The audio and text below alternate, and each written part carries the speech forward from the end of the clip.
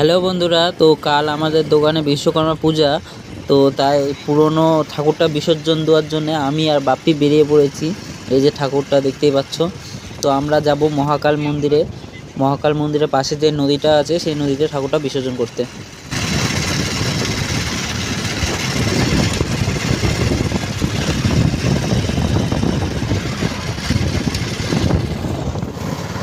তো আমরা চলে এসেছি, এই যে এটা মহাকাল মন্দিরের রাস্তা। সামনেই মন্দির আছে একটা শিব ঠাকুরের।